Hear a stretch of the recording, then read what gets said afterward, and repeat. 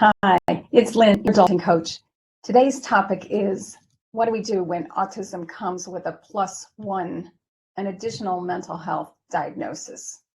I see this and watch parents worry and just feel terrible when someone gives them a second diagnosis. So let's take this and sort it out today. Often autism does come with a second diagnosis. Generalized anxiety is one of the most common. Attention deficit hyperactivity disorder is also common. Dysgraphia, hard to write, dyscalculia, difficulty with math, dyslexia, difficulty with reading. All of those diagnoses we see frequently when it comes to autism. We live with them. In fact, I just think it's a reflection of the different wiring that happens in an autistic brain. The ones that kind of get us going, though, are the ones that have scarier names: schizoaffective disorder, bipolar disorder, borderline personality disorder, trauma agoraphobia, and several others that make you wonder, is this going to be what my autistic young adult is going to face for the rest of their lives? And it really takes us to a place where I think we just feel completely lost. We just don't know enough about those diagnoses. We don't, we've seen some movies, A Brilliant Mind, and others that talk about some of the co-occurring disability or disorders or diagnoses that can come with having autism. Let me just reframe this, though, and let's decide, what does this mean? I mean, the bottom line is we can decide what it means. We have the power to decide what it means. Let me suggest that it does not mean that our young adults are defective or broken, or that they have a chemical imbalance that causes the problem and it's permanent, like so much of the advertising that we see on TV suggests, well, you need this chemical to counteract this imbalance that you have in your brain. The truth is that the health profession doesn't really know what is the cause for some of these diagnoses. They just don't know enough about we don't know enough as humans, enough about how the brain works. We know that there are, several causes, and some can be biological, some can be environmental, some can be just the habitual thought patterns that we have. All of those things are factors that are very individual about what causes some of the behaviors that we see that we label with these diagnoses. It doesn't mean, however, that you're not experiencing this diagnosis. It's real. It's very much real, but it doesn't mean that it's a permanent condition. I mean, let's look at, though, what's happening. Let's connect and understand better with ourselves first about what's happening with us.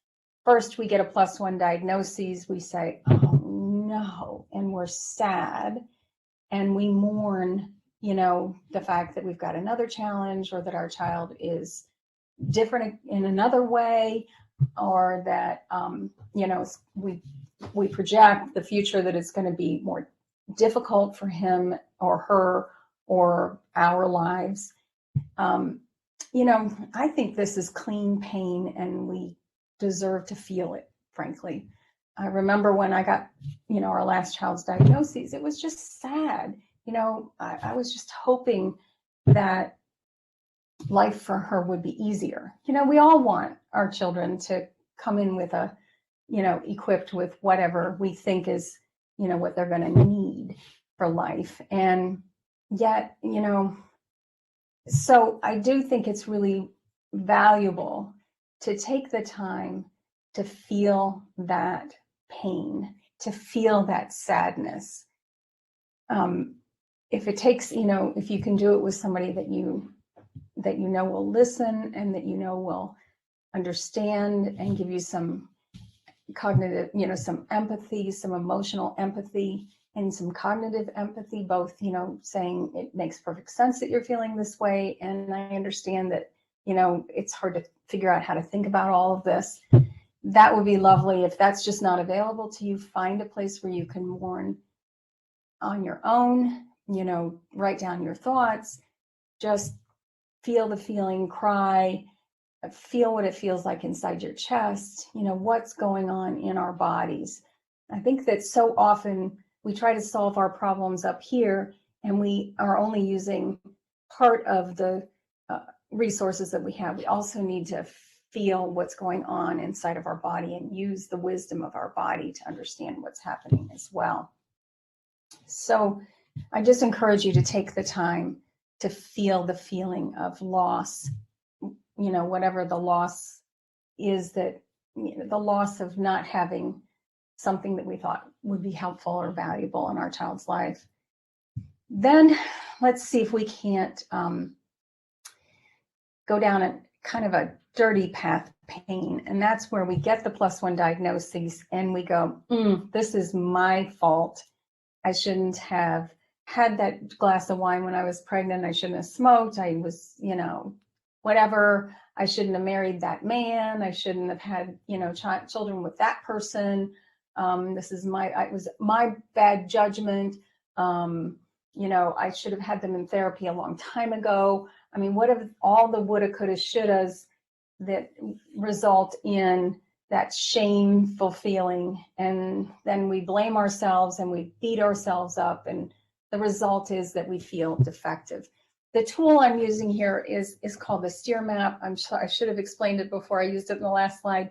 It's how we sort out what's happening in life. It's how we solve any problem in our life. We look at the situation, we look at the thought that we're having about that situation, the feeling we're experiencing, the actions we take when we're in that feeling, and then the result. And notice that the first S is external and the last 4 are internal. And so we can't, you know, do anything about the situation, but we sure can determine how it's going to happen inside of us. And that's what this STEER mapping is. This is what I teach in the Art of Adulting, to not only the families, but also the autistic young adults, so they have a tool to sort out their thinking and slow things down and figure out what things are happening in their life, the results that they're creating. So I really believe that this is a key skill that we can have. So just while you're, you know, processing what's going on after having that diagnosis, notice the thoughts that create blame and say, I see.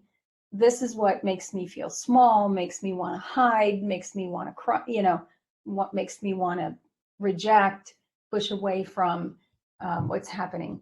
No, just notice those thoughts that are causing blame. And usually they're a story that we're telling ourselves, and it, you know, can have a label like poor me or poor them or it's my fault or whatever. So just notice when that's happening. And then maybe we can shift, I love that word, maybe we can shift some of our thinking to things that might be a little bit more helpful. Again, the situation is the same, what's happening on the outside. The thought is, I wonder what I should do. What are our options here? And that creates that I wonder thought, creates a feeling of curiosity. And we start researching options. We go to Google, of course. And we talk to people that we know, and we consult with the people that are around us that support us. We consult with other moms. We go to Facebook and post it at the Facebook pages where we are, and we start to understand what's happening and figure out.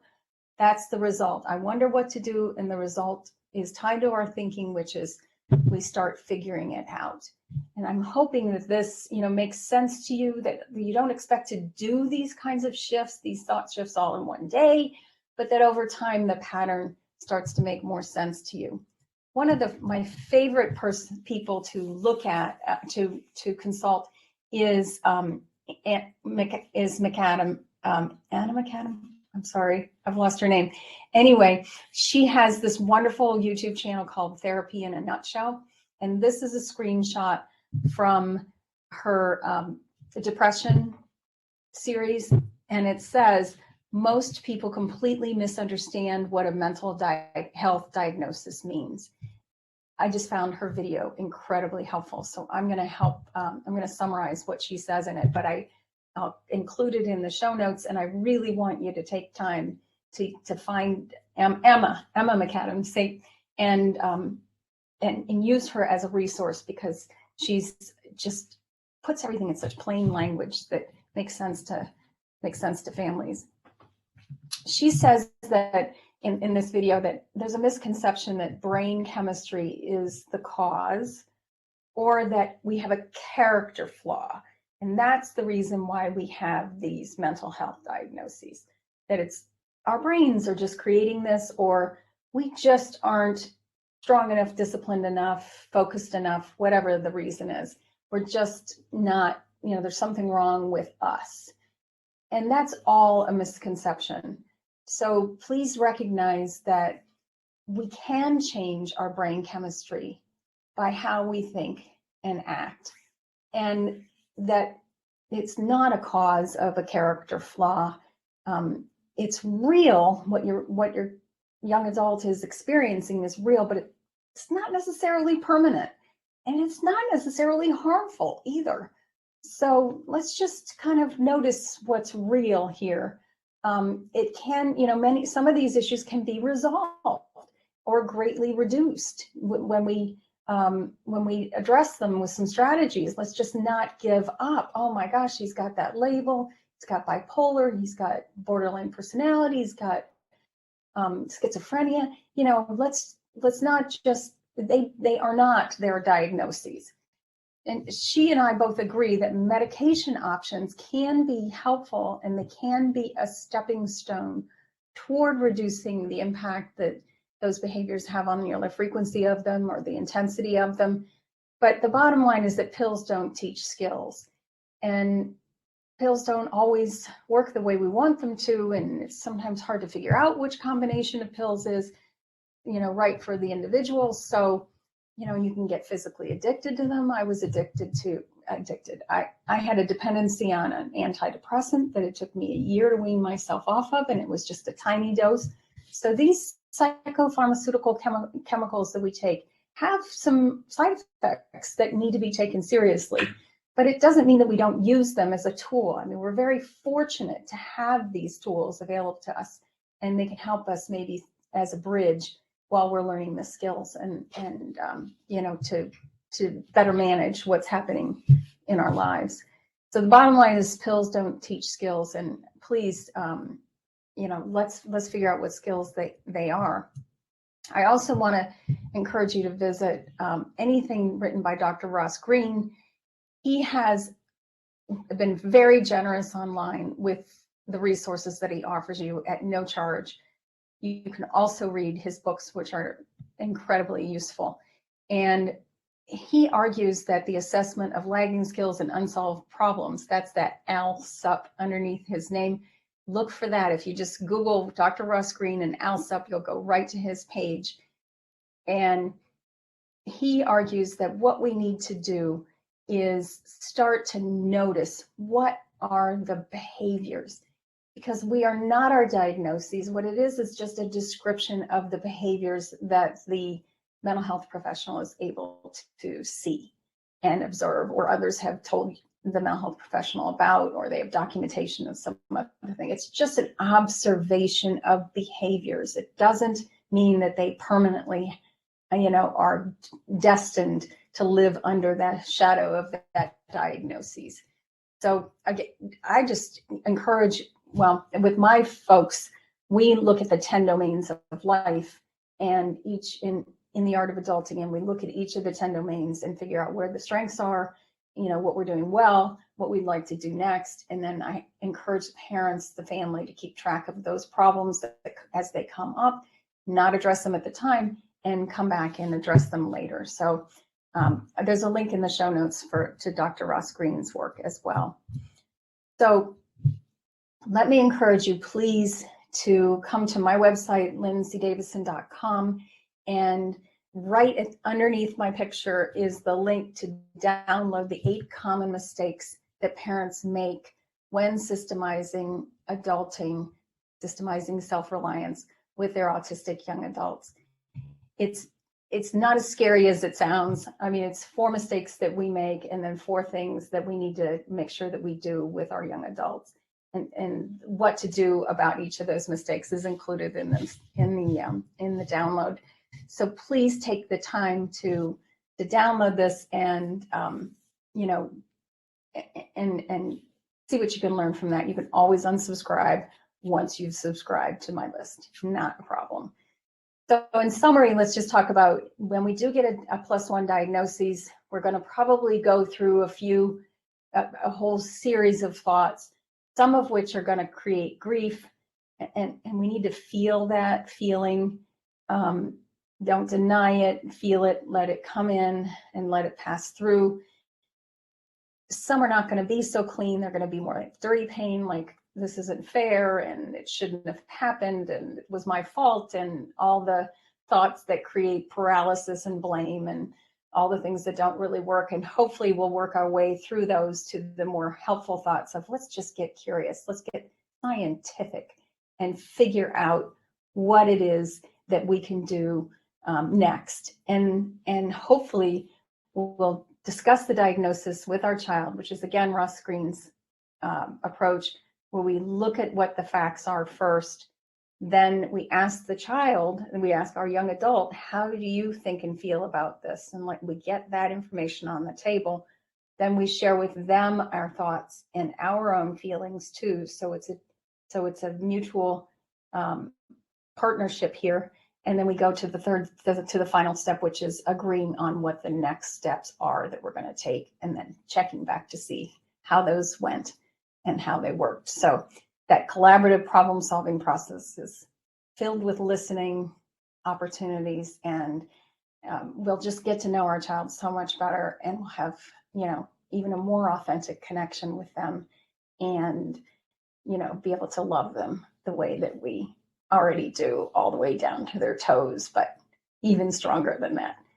So I hope this was helpful to you, and download this, my best thoughts on what we need to do to help our young adults create lives they love that work. Bye for now.